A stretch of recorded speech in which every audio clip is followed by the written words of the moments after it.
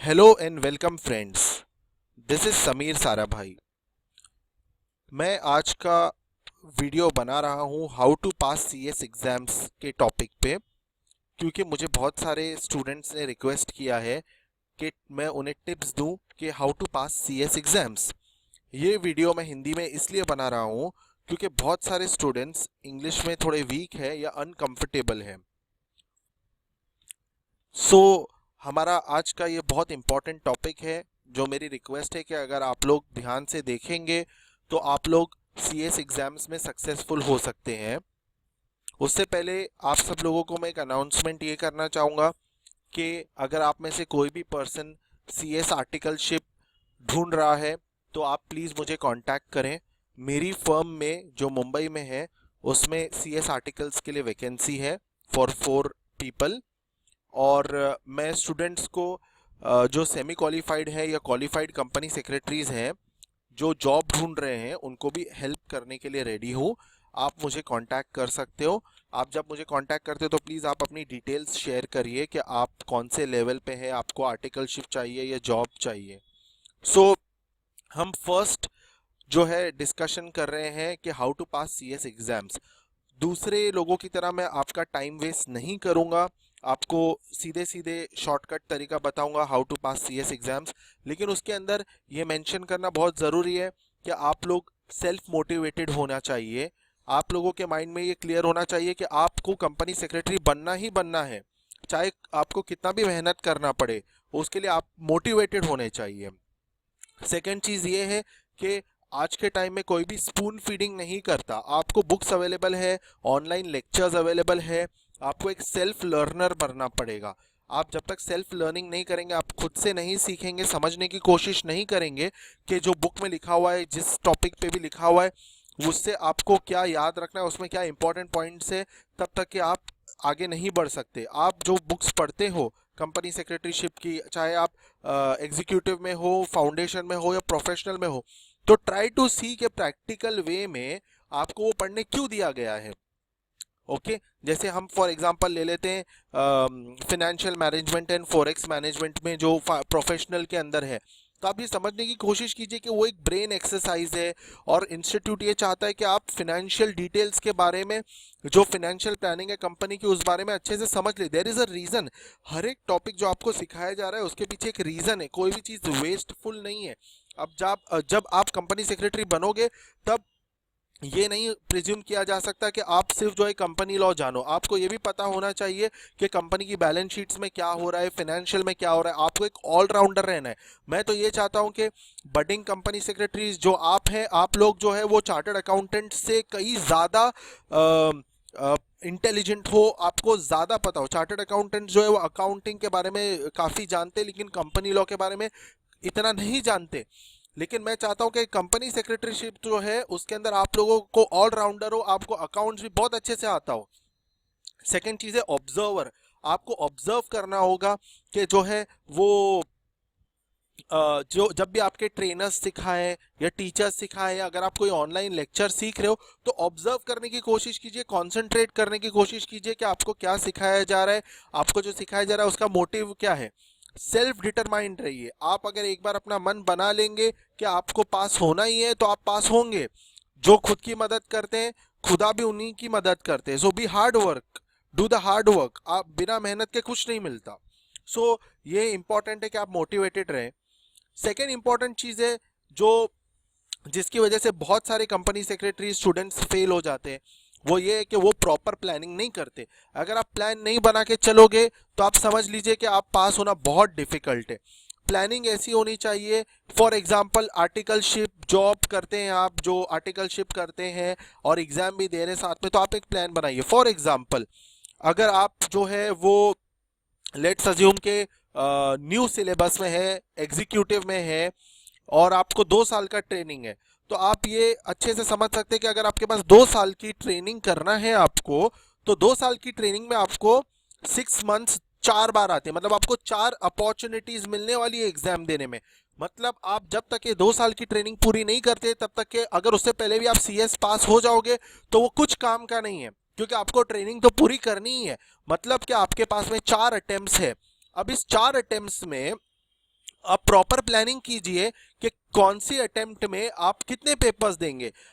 Please over confident ना होइए, ऐसा ना सोचिए कि मैं सब पेपर्स एक ही अटेम्प्ट में दूंगा या सब पेपर्स एक ही अटेम्प्ट में दूंगी, क्योंकि ये बहुत डिफिकल्ट होता है जब 8-9 पेपर्स होते हैं कंटिन्यूटी में। आप 8 दिन जो है, जो एग्जाम के 8 दिन होते हैं वो इतने स्ट्रेसफुल होते हैं, अक्सर बच्चे 4-5 घंटा खाली सोते हैं उसके अंदर।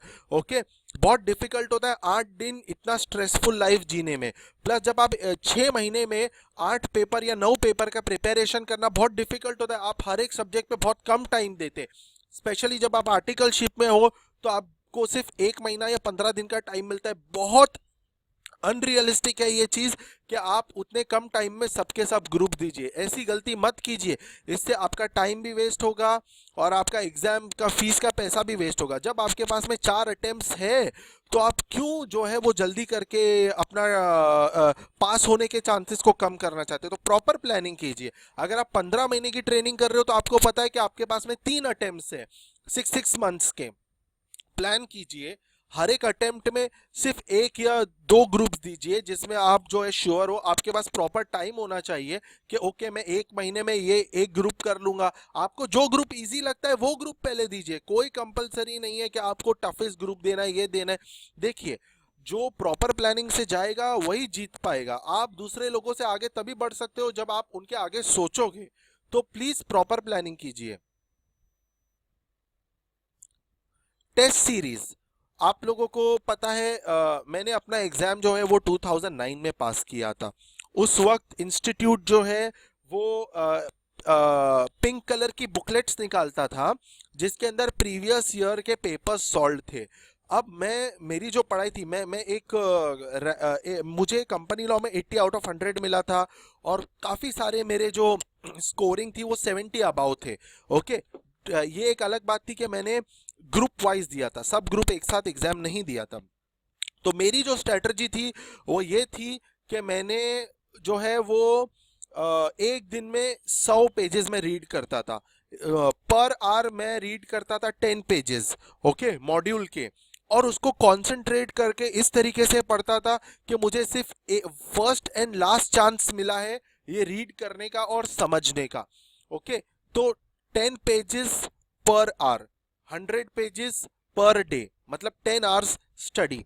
मैं 10 घंटे कंटिन्यूस बैठ के नहीं पढ़ाई करता था। ओके, ब्रेक्स लेके करता था 2 आवर्स 3 आवर्स के गैप्स में, मतलब 2 आवर्स का एक मैंने कर लिया, फिर हाफ एन आवर का गैप ले लिया, फिर 3 आवर्स का एक कर लिया। इस तरीके से पढ़ता था और पास होने और एग्जाम से 1 महीना पहले जो है मैं जो पिंक बुक्स मिलती थी, जो प्रीवियस ईयर सॉल्व पेपर्स है, जो स्कैनर के जैसा, स्कैनर एक मिलता है बुक जिसमें प्रीवियस ईयर के पेपर्स के क्वेश्चन होते, आंसर्स नहीं होते।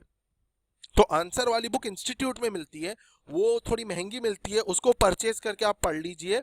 उसके अंदर आपको काफी अगर आप पिछले 5 इयर्स के आंसर्स पढ़ोगे तो आपको फायदा ये होगा कि वो आंसर्स इंस्टीट्यूट ने बताए हैं। तो इंस्टीट्यूट क्या एक्सपेक्ट करता है कि आप क्या आंसर्स दो, कैसे आंसर्स दो, उसका आपको एक आइडिया आ जाएगा।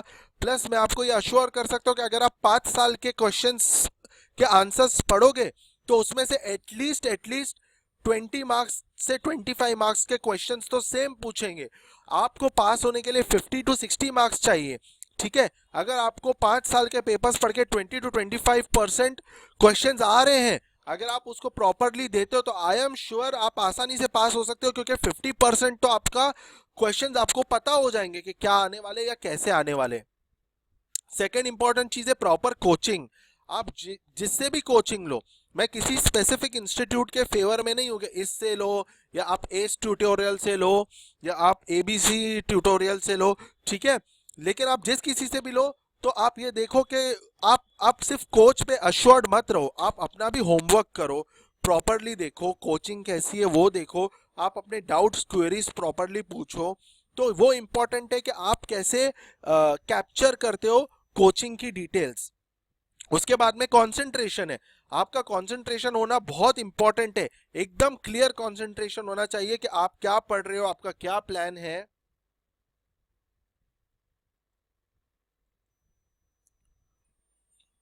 ये मैंने पहले ही आपको बताया कि जॉब और या ट्रेनिंग के टाइम पे एक ग्रुप ही दीजिए आप एक टाइम पे, आपको जल्दी करके कोई फायदा नहीं होने वाला है, क्योंकि आप ऑलरेडी 2 साल की ट्रेनिंग में जाने वाले हो, तो there is no need to hurry up.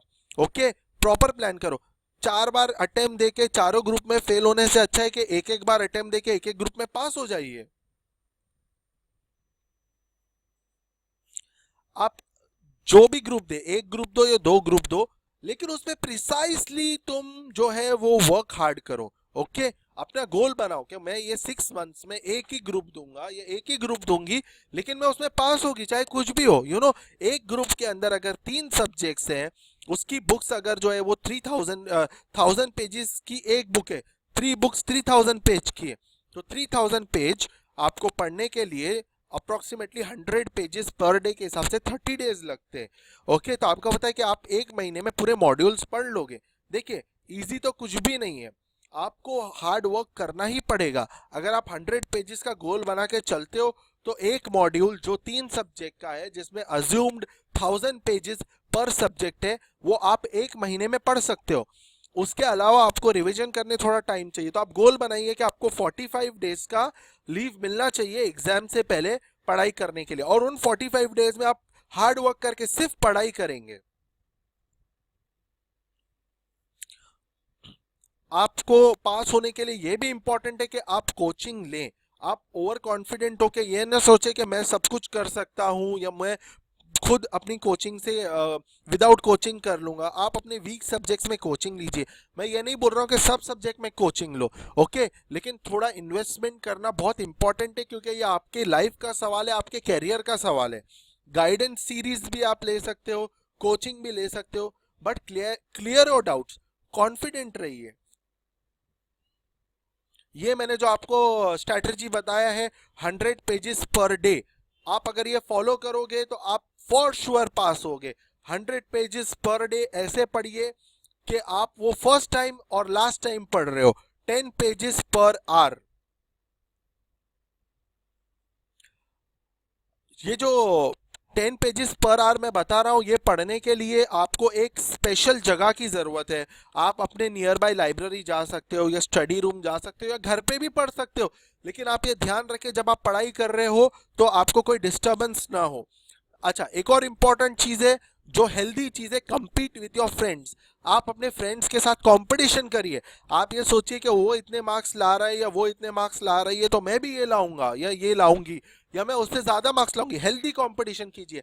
कई बार ऐसा होता है कि जब हम कंपटीशन करते हैं अपने फ्रेंड्स के साथ में, तब हम ज्यादा मोटिवेटेड हो जाते हैं, सेल्फ इग्नेट हो जाते हैं और ज्यादा मेहनत करने लगते हैं। तो ये भी एक इंपॉर्टेंट चीज है, healthy competition, compete with your friends. ये जैसे मैं बता रहा था कि आप लाइब्रेरी या रीडिंग रूम ज्वाइन कर लीजिए, जहाँ पे आप सुकून शांति के साथ बैठ के पढ़ाई कर सकते हो, जहाँ पे आपको कोई डिस्टर्बेंस नहीं होगा। जैसे मुंबई में बहुत सारे रीडिंग रूम्स और लाइब्रेरीज अवेलेबल है। मेरी रिक्वेस्ट आप सबसे ये होगी कि जो लोग ये वीडियो सुन रहे हैं और आपको अगर पता है कि मुंबई में कौन सी लाइब्रेरीज और रीडिंग रूम्स है, आप नीचे कमेंट्स में लिख सकते हो, और मुंबई के अलावा भी आप लिख सकते हो। इससे हमारे सीएस स्टूडेंट्स को हेल्प होगा जो रीडिंग रूम या लाइब्रेरी ज्वाइन करना चाहते हैं। जैसे मुंबई में अंधेरी में कामगार कल्याण भवन करके एक लाइब्रेरी है, जहाँ पे 600 रुपए में आपको पूरे साल के लिए मेंबरशिप मिलती है। आप वहाँ पे 12 घंटे 15 घंटे बैठ के पढ़ाई कर सकते हो विदाउट एनी प्रॉब्लम। कितना सस्ता है, 600 रुपए पर ईयर।